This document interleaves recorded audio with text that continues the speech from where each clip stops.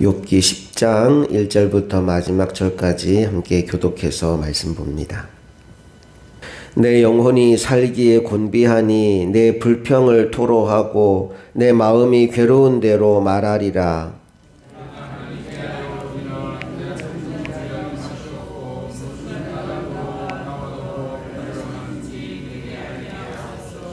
주께서 주의 손으로 지으신 것을 학대하시며 멸시하시고 악인의 꾀에 빛을 비추시기를 선히 여기시나이까.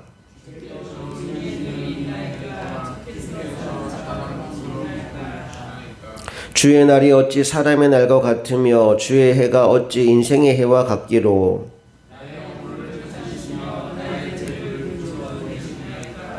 주께서는 내가 악하지 않은 줄을 아시나이다. 주의 손에서 나를 벗어나게 할 자도 없나이다.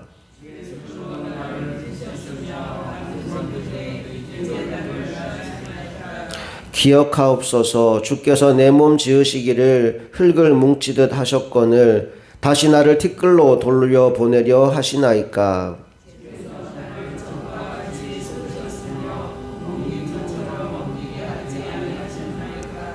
피부와 살을 내게 입히시며 뼈와 힘줄로 나를 엮으시고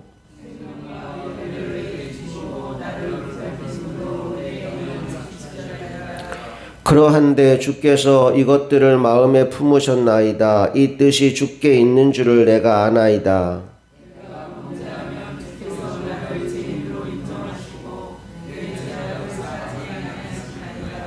내가 악하면 화가 있을 것이오며 내가 의로울지라도 머리를 들지 못하는 것은 내 속에 부끄러움이 가득하고 내 환난을 내 눈이 보기 때문이니이다.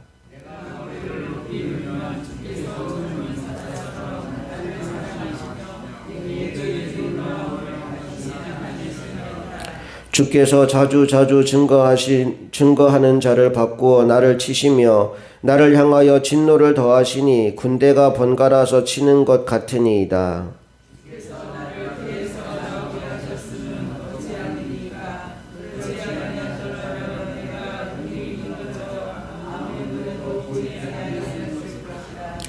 있어도 없던 것 같이 되어서 태에서 바로 무덤으로 옮겨졌으리이다.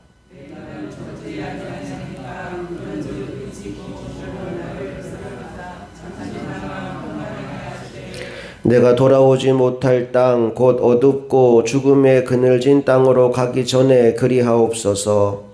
땅은 어두워서 흑암 같고 죽음의 그늘이 져서 아무 구별이 없고 광명도 흑암 같으니이다. 아멘. 자, 어제 나눈 욥기 9장 말씀이 수아 사람 빌닷을 향해서 욥이 자기 변호를 했던 내용이라면 오늘 함께 읽은 욥기 10장 말씀은 다시 한번 하나님을 향해서 자신의 중심을 토해내는 기도를 올리고 있는 장면입니다.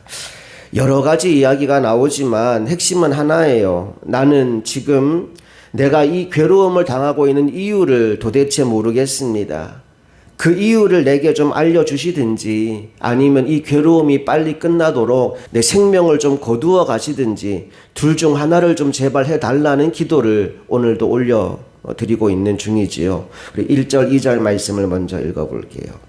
1절 2절 시작. 내 영혼이 살기에 곤비하니 내 불평을 토로하고 내 마음이 괴로운 대로 말하리라. 내가 하나님께 아뢰오리니 나를 정죄하지 마시옵고 무슨 까닭으로 나와 더불어 변론하시는지 내게 알게 하옵소서. 제발 이유 좀 알게 해주세요. 내가 왜 이 괴로움을 당하는지 나 도무지 모르겠습니다. 이게 기도의 첫 번째 내용입니다. 또 18절 19절 말씀 읽어볼게요. 시작. 주께서 나를 태에서 나오게 하셨음은 어찌함이니까. 그렇지 아니하셨더라면 내가 기운이 끊어져 아무 눈에도 보이지 아니하였을 것이라. 있어도 없던 것 같이 되어서 태에서 바로 무덤으로 옮겨졌으리이다. 차라리 태어나지 말게 하시지. 그냥 바로 나 죽여버리시지 왜 살게 하셔서 이 괴로움, 이 고통을 겪게 하십니까? 라고 하나님께 울부짖고 있어요. 그러면서 20절에서 무슨 이야기를 하는고 하니 이렇게 말씀이 기록되어 있죠. 내 날은 적지 아니하니까 그런즉 그치시고 나를 버려두사 잠시나마 평안하게 하시되 라고 이야기합니다. 무슨 얘기냐 하면 지금 정말 잠깐도 평안하지 못하다는 거예요. 머리부터 발끝까지 온몸에 종기가 나서 가려움을 견디지 못하는 상황입니다. 그러니 내가 조금도 편안함을 누리지 못하는 이런 삶을 더 이상 누릴 수 없습니다. 나 그냥 죽고 싶습니다. 차라리 죽는 게 낫겠습니다. 라는 이야기를 계속 반복합니다. 그러면서 욥은 자신의 현 상황을 흑암 그 자체라고 묘사하게 되지요.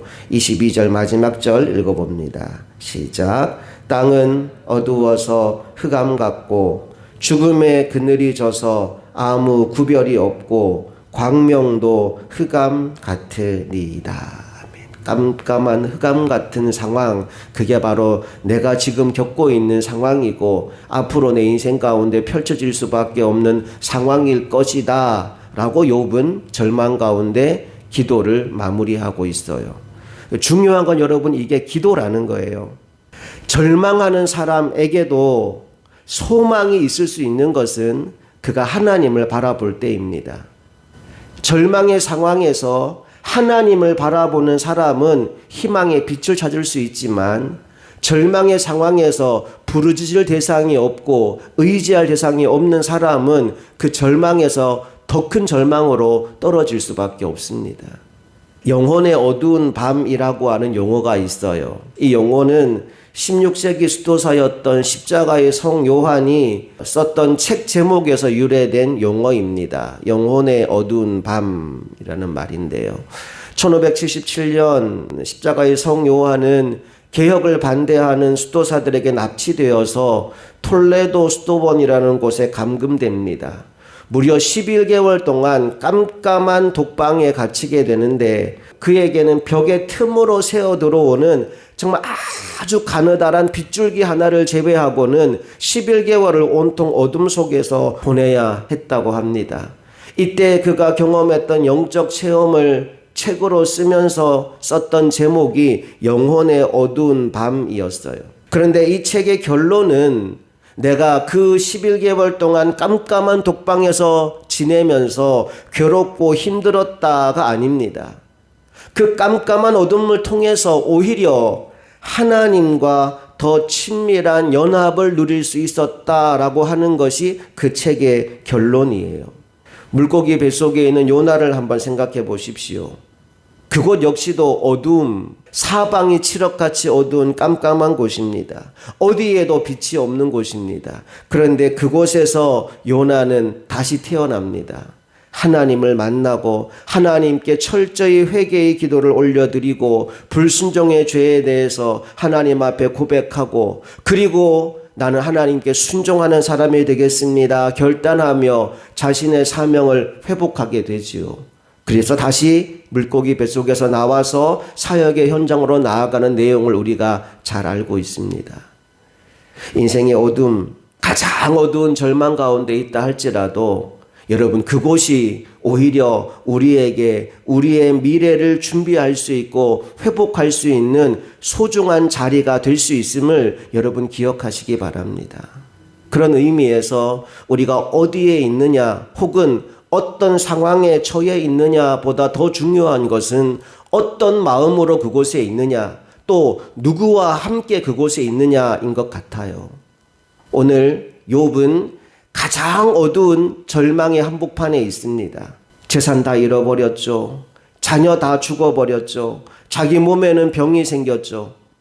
친구들이 와서 위로한답시고 하는 말들이 그냥 비수를 같이 막 심장에 막 꽂히죠. 괴로움을 이루 말할 수 없는 상황입니다. 자신의 입에서 나오는 말도 절망적인 말만 흘러나옵니다. 그런데 중요한 것, 그가 이 모든 절망적인 말을 하나님 앞에서 기도로 올려드리고 있다는 거예요.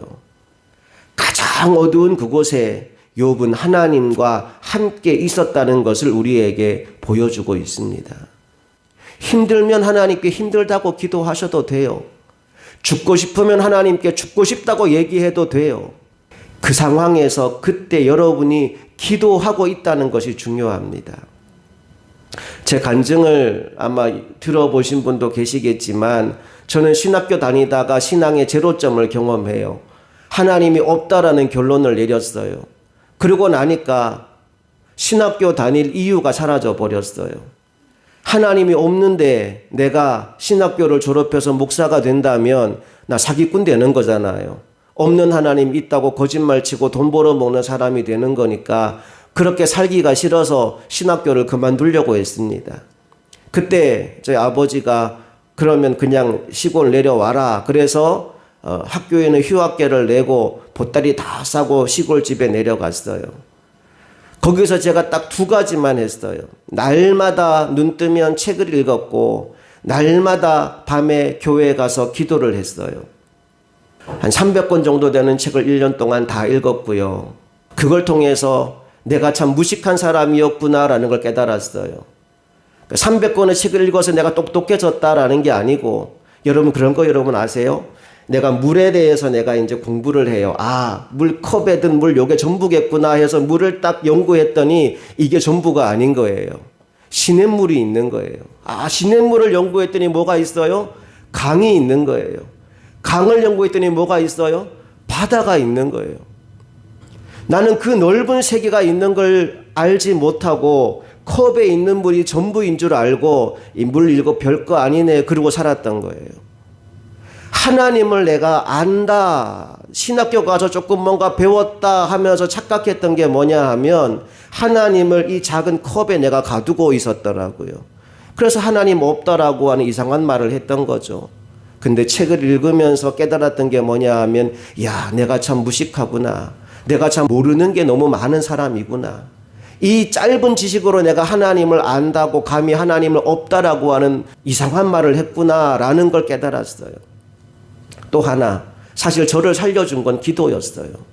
근데 하나님이 없다라고 인정한 사람이기 때문에 여러분처럼 이렇게 막 간절하게 부르짖어 기도할 수 없었어요.